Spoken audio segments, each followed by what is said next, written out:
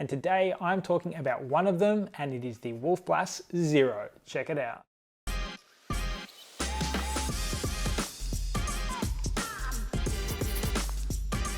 If you have ever been skeptical about non-alcoholic red wine, you are not alone. In fact, if you've seen my recent video on the truths about non-alcoholic wine, you would have realized I mentioned 4 or 5 options that are changing the game and lifting the bar, raising the standard for everyone and every other competitor out there.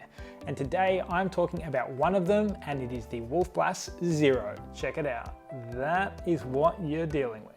Now for me, there are so many things to cover, but we're going to go across the taste profile, who it's for, where you can buy it, and a whole bunch of other pros and cons as well. So let's get straight into it. Okay, let's kick off with the Wolf Blass Zero Shiraz taste and body profile. Now, if you have ever had a non-alc red wine, you're going to know that they suffer a little bit from being too juicy, a little bit sweet, and not quite where they need to be to replicate an alcoholic red wine. Now, the Wolf Blass Zero Shiraz taste and body profile is one which I found is likely to be the best middle ground for non-alcoholic red wines at the moment. So what does each glass entail?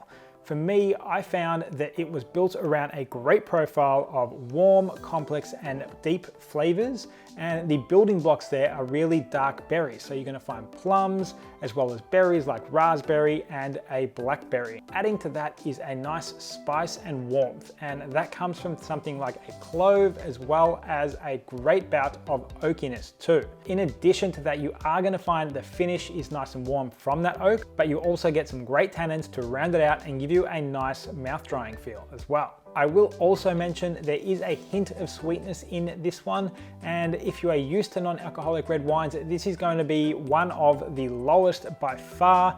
If you are not used to non-alcoholic red wines, this is going to be a little bit sweeter than your traditional wines. So I think a lot of non-alcoholic red wine is really setting the expectation of what the baseline is, and the Wolf Blass does an amazing job at bringing up what the baseline was. Personally, I find that this one has a great flavor profile compared to the other options out on the market, bar maybe the Funky Monkey Pinot, which is a totally different wine in itself. From a flavor profile, this one gets really great marks from me, and I can see the way that the Wolf Blass team are taking their experience and development into this and are pushing towards a great position for non-alcoholic red wine. With the flavor profile out of the way, let's have a look at the body. Now, if you have seen my recent video on the truth about non-alcoholic wines, you're gonna know that often there is a bit missing from a red wine or a non-alcoholic wine in general.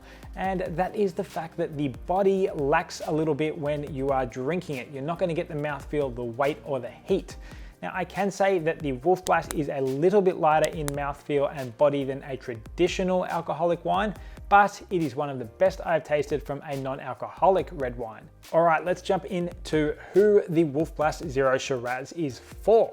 Now, I think this one is suited to a couple of different drinkers. If you are a non-alcoholic wine drinker, you are going to find that the Wolf Blass Zero Shiraz is going to be a great option if you like any red wine, because some of the other options out there are a little bit sweeter, and this one will be quite a bit drier than those.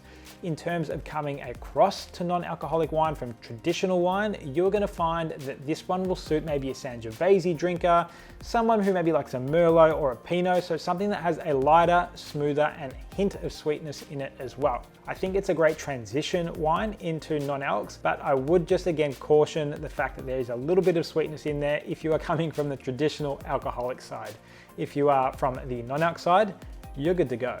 Grab a bottle and get onto it. Speaking of grabbing a bottle, let's jump across and have a chat about where to buy it. Now, I found mine at my local Woolies right near work when I was trudging in there one day with 10 minutes before a meeting to get some lunch.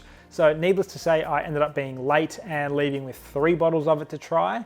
And I have another bottle that I've just picked up today and can say it is still in the Woolies stocks. So that is one option for you to buy it, and you can pick it up on your weekly shop. So what better option than doing it via your weekly supermarket shop anyway? Alternatives to Woolies come from the big avenues like Craft Zero and all the other guys online as well. I will put all of the links in the description below for you to be able to find it and have an easy way to pick it up on your travels. Okay, so we've covered off the taste profile, who it's for, and where you can buy it. So let's have a little bit of a look at the nutritional profile. And I promise I won't geek out on you. I will give you the high level stats, but if you want to get into the full profile, you can find that over at tipplezero.com, where I have the full review and I've written it up in depth for you. So I will leave the link in the description for you below, but the high level stats are pretty simple. 35 calories and 3 grams of sugar per glass.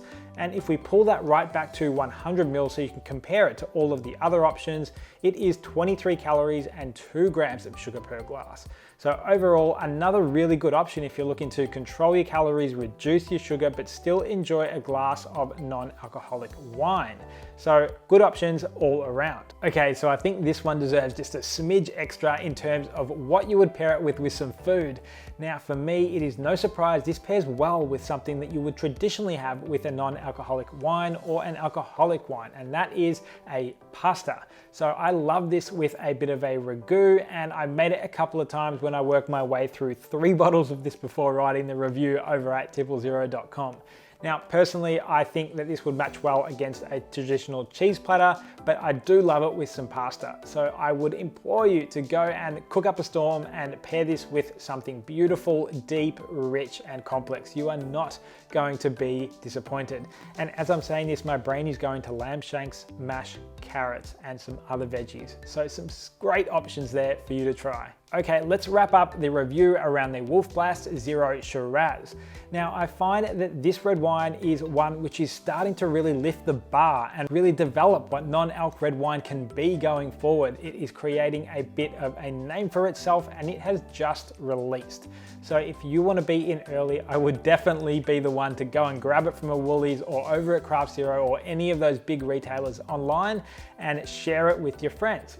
Now for me, I find that the warmth is probably my favorite part. So the warmth of spice and oak are great options that you don't get in very many non-alc red wines. And that was the thing that immediately drew me to this wine. It was like kind of being down in the cellar when you've just dumped a whole bunch of oak staves into a barrel that you really need to get going again. And I found that it was a great option when I wanted to have something a little bit heartier, a little bit warmer when you are drinking an evening with some nice food. So for me, you get great marks Wolf Blass, and I'm excited to see where things go and how things tend to improve from here, because you've set a new floor for non-alc red wine, and I think things are going to keep improving and keep climbing from strength to strength. Okay, so if you are interested in non-alc wines, I'm going to put a card to a video I did about the Venada Sparkling Chardonnay here, and you should check that one out next.